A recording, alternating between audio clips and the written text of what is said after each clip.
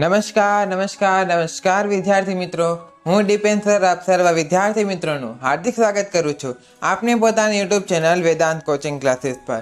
તમે જોઈ રહ્યા છો વિજય પથ ટોપર બનવાનો પથ. આ સિરીઝમાં આજના વિડીયોમાં આપણે જોવાના છીએ ધોરણ 9ના હિન્દી વિષયના જે તમારી વાર્ષિક પરીક્ષા 2025 છે તેના માટે વિભાગ એ એટલે કે ગદ્ય વિભાગના મોસ્ટ આઈએમપી એવા હેતુલક્ષી પ્રશ્ન અને સાથે સાથે 2 અને 3 ગુણના જે પ્રશ્ન છે તેના માટે પણ મોસ્ટ આઈએમપી પ્રશ્ન આજના વિડીયોમાં આપણે મેળવવાના છીએ. આ પ્રશ્નમાંથી ઘણા પ્રશ્નો તમને તમારી પરીક્ષામાં તમારા પેપરમાં જરૂરથી જોવા મળશે. એટલા મોસ્ટ આઈએમપી આ પ્રશ્ન છે, તેથી વિડીયોને અંત સુધી તમારે જરૂરથી જોવાનો રહેશે. વિડીયો પસંદ આવે તો લાઈક જરૂરથી કરજો. તમારા મિત્રો સુધી પણ વિડીયોને શેર કરો જેથી તેઓ પણ આ વિડીયોનો લાભ લઈ શકે. આ ઉપરાંત જો હજુ સુધી આપણી જે સોશિયલ મીડિયા સાઇટ્સ છે ત્યાં હજુ સુધી તમે જો ફોલો ન કરી હોય તો ડિસ્ક્રિપ્શન બોક્સમાં તમને લિંક આપેલી છે, ત્યાંથી તમે વોટ્સએપ, ટેલિગ્રામ, ઇન્સ્ટાગ્રામ બધાને જ તમારે અત્યારે ફોલો કરવાની છે. વિજય પથ સિરીઝના ઘણા વિડીયો આપણી ચેનલ પર આવી ગયા છે અને ઘણા હજુ આવવાના છે. તે બધા જ તમારે ધ્યાનથી જોવા, કારણ કે તે તમારી પરીક્ષા માટે મોસ્ટ ઇમ્પોર્ટન્ટ રહેશે.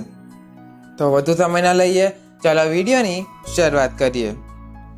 તો વિભાગ એ गद्य विभाग. तो सर्वप्रथम तुमने आपेलू है निम्नलिखित प्रश्नों के नीचे दिए गए विकल्पों में से सही विकल्प चुनकर उत्तर लिखिए. प्रश्न क्रमांक तेना प्रमाणे 1, 2 ने 3 रहेशे, तेमां प्रत्येकनो तमारे 1 गुण है.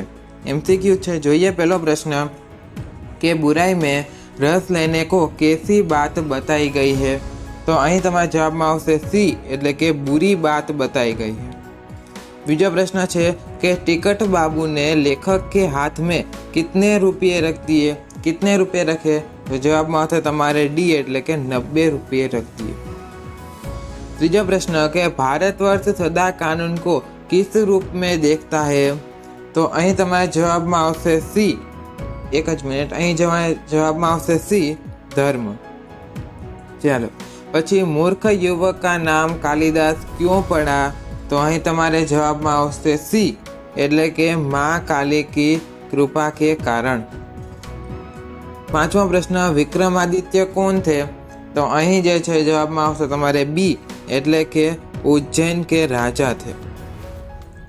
पांचमो प्रश्न कालिदास किससे प्रवीण हो गए. किससे.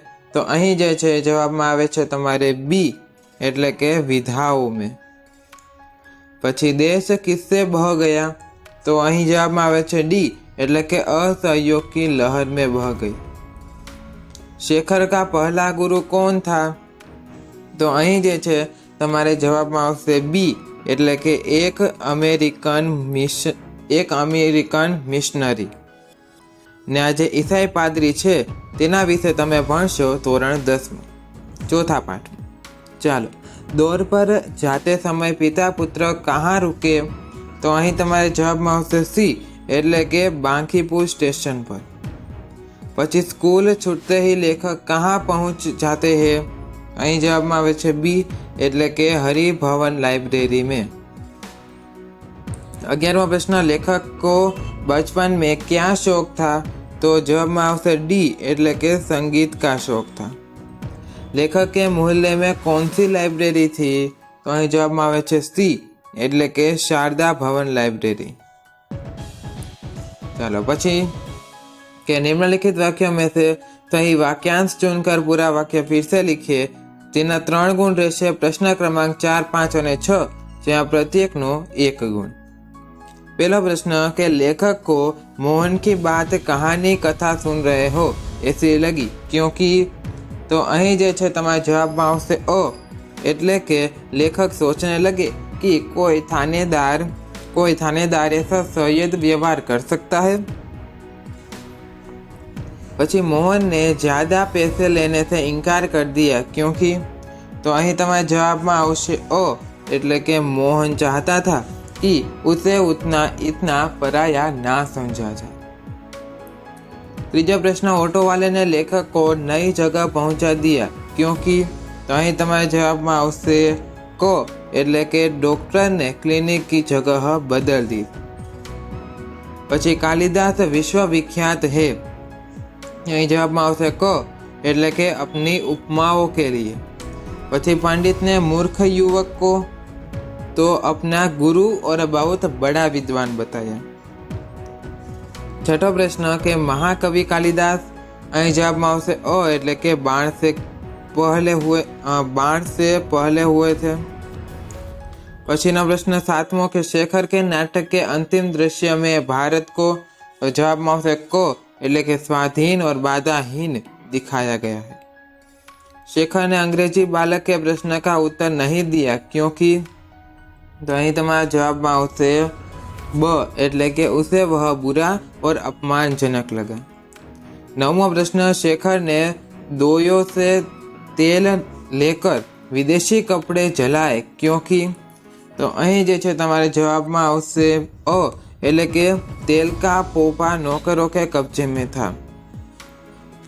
પછી 10મો પ્રશ્ન છે તમારે કે शेखर असहयोग की लहर में बह नहीं पाया क्योंकि, અહીં તમારે જવાબમાં આવશે બ એટલે કે उसे घर से अनुमति नहीं थी।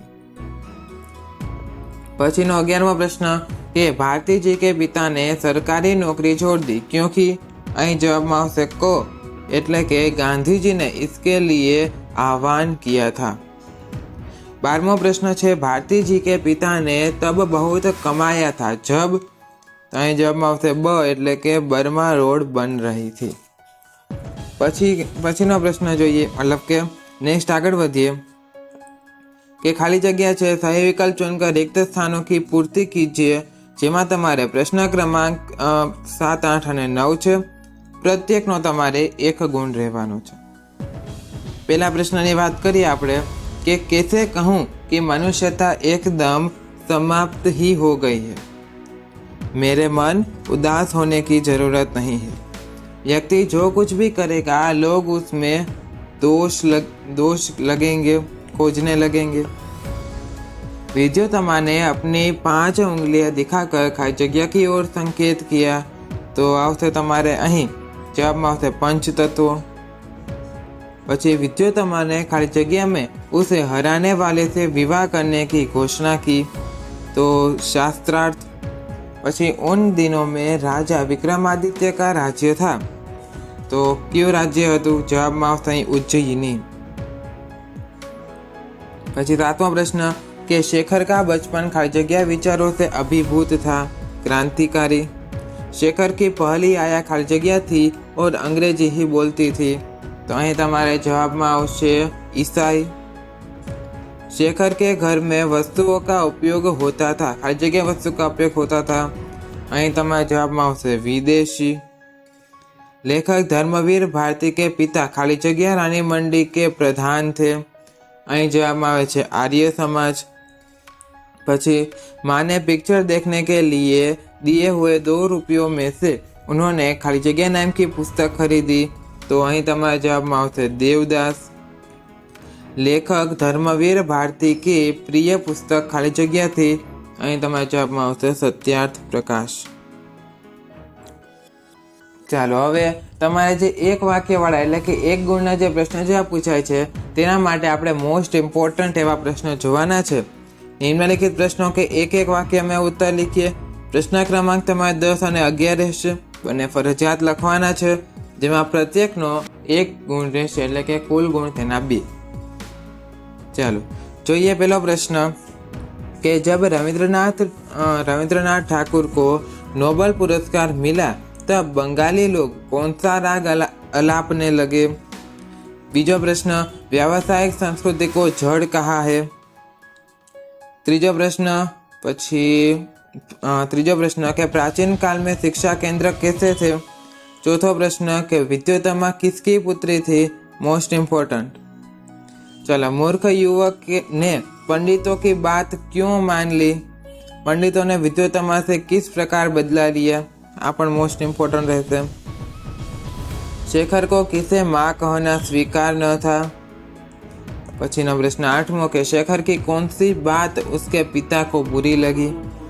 शेखर ने आग कैसे जलाई। पछी लेखक को बचपन में क्या शौक था। पछी पहली बात आ कि आ 10मो प्रश्न मोस्ट इम्पोर्टન્ટ रहશે। પછી આગળ વધીએ આપણે કે लेखक के पिता कहाँ के प्रधान थे, लेखक की माँ क्यों चिंतित रहती थी। આટલા જે એક વાક્યવાળા પ્રશ્ન છે તે તમારા માટે મોસ્ટ ઇમ્પોર્ટન્ટ રહેશે. મોસ્ટ ઓફ ચાન્સીસ છે કે તમારે જે છે બંને પ્રશ્ન આમાંથી જ પૂછાય, પરંતુ ફક્ત આ ન કરતાં તમારે બધા જ પ્રશ્ન વાંચવાના છે અને આ પ્રશ્ન પર તમારે ખાસ ફોકસ કરવાનું છે. ચાલો હવે આગળ વધીએ કે નિમ્નલિખિત પ્રશ્નો કે 2-3 વાક્यों में उत्तर लिखिए, જેનો પ્રશ્ન ક્રમાંક 12 છે. 12ના અથવામાં 12 એટલે કે 2 પ્રશ્ન હશે, 1ના અથવામાં 1 હશે, 2માંથી ગમે તે એક તમારે લખવાનું રહેશે. ચાલો વાત કરીએ આપણે. પહેલો પ્રશ્ન, मनमोहन का भय दूर करने के लिए प्रियोदा ने क्या किया। मोस्ट इम्पोर्टेंट प्रश्न है. प्रियोदा की टोली शनिवार को स्कूल से छूटने के बाद क्या करती थी। भूत प्रेत के बारे में प्रियोदा ने मनमोहन से क्या कहा। चौथा प्रश्न, कालिदास की अज्ञता किस बात से प्रकट होती है। पछी पंडितों और विद्वानों ने विद्योत्तमा से बदला लेने का निश्चय क्यों किया। पछी विद्योत्तमा का परिचय। सातवां प्रश्न, असहयोग आंदोलन की लहर में बहकर शेखर ने क्या किया। पिता ने कुद्ध स्वर में शेखर से क्या कहा। आठवां प्रश्न, शेखर के नाटक का विषय क्या था। 10वां प्रश्न के शेखर को अंग्रेजी भाषा से घृणा क्यों हो गई। पछी बचपन में लेखक के घर में कौन कौन सी पत्रिकाएं आती थी। मोस्ट इम्पोर्टेंट, बचपन में लेखक को स्वामी दयानंद जी की जीवनी क्यों अधिक पसंद थी। चलो तो आ बधा जे छे मोस्ट इम्पोर्टન્ટ प्रश्न तमारा माटे रहेवाना छे. एमां पण खास करीने जेमां स्टार कर्या छे एटले के तमारो 11मो प्रश्न, 10मो प्रश्न, त्यार पछी 5मो प्रश्न, चौथो प्रश्न अने पहेलो प्रश्न. आ एमांथी पण मोस्ट इम्पोर्टન્ટ प्रश्नो तमारे रहेवाना छे अने खास ध्याનમાં તમારે રાખવાના રહેશે. ચાલો હવે આપણે આગળ વધીએ કે નિમ્નલિખિત પ્રશ્નો કે 4-5 વાક્યો में उत्तर लिखिए, જેમાં પ્રશ્ન ક્રમાંક તમારે 13 રહેશે અને તેના અથામાં પણ એક પ્રશ્ન હશે. બેમાંથી ગમે તે એક પ્રશ્ન તમારે લખવાનો રહેશે. તો જોઈએ આપણે પહેલો પ્રશ્ન કે सम्राट अशोक क्यों क्रुद्ध हो गए। બીજો प्रश्न के सम्राट अशोक ने न्याय मंत्री की खोज कैसे की। तीजा प्रश्न के सम्राट अशोक ने न्याय मंत्री का पद देते हुए शिशुपाल को क्या दिया। मोस्ट इम्पोर्टेंट, पंडितों और विद्वानों ने विद्योत्तमा से किस प्रकार बदला लिया। पछी पंडितों और विद्वानों ने मूर्ख युवक को शास्त्रार्थ के लिए कैसे तैयार किया। छठो प्रश्न के विक्रमादित्य कौन थे, उनके शासन में समाज और साहित्य की कैसी उन्नति हुई। सातवां प्रश्न के शेखर के घर में अंग्रेजी भाषा के प्रति गहरा प्रभाव था, ऐसा हम कैसे कह सकते हैं।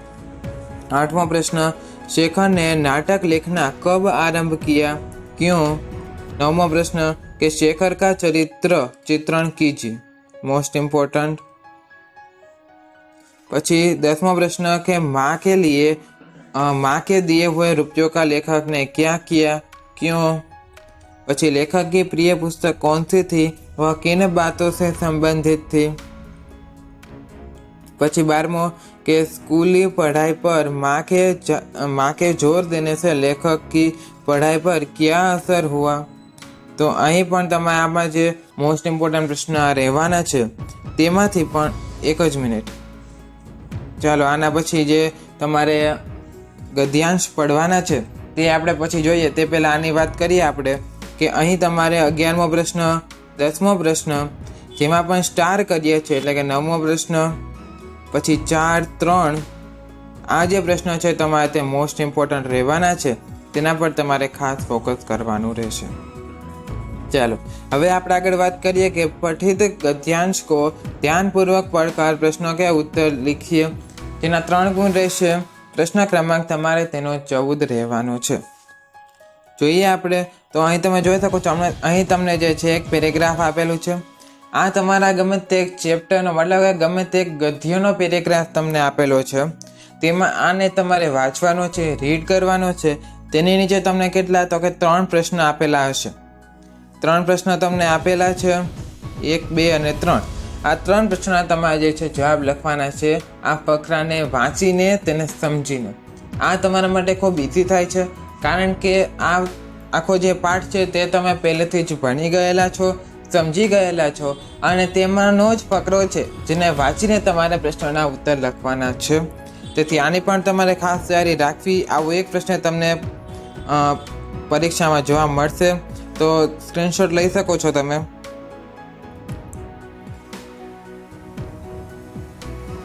આ રીતનો તમારે કંઈક પેરેગ્રાફ છે. અહીં આપણે જે છે ઓનલી પ્રેક્ટિસ માટે અહીં આપેલા છે કારણ કે તમારા કુલ કેટલા તમારી આખી ટેક્સ્ટ બુક છે તેમાંથી બધા જ ગદ્યો છે, મતલબ કે તેમાં અડધા ગદ્ય છે અડધા પદ્ય છે, તેમાંથી કોઈ પણ ગદ્યમાંથી કોઈ પણ પેરેગ્રાફ પૂછાઈ શકે છે, તેના MP ન હોય. પરંતુ અહીં માત્ર ને માત્ર પ્રેક્ટિસ માટે તમને 2 પેરેગ્રાફ આપેલા છે. ત્યાર પછી બીજો પેરેગ્રાફ, તેનો પણ તમે સ્ક્રીનશોટ લઈ શકો છો.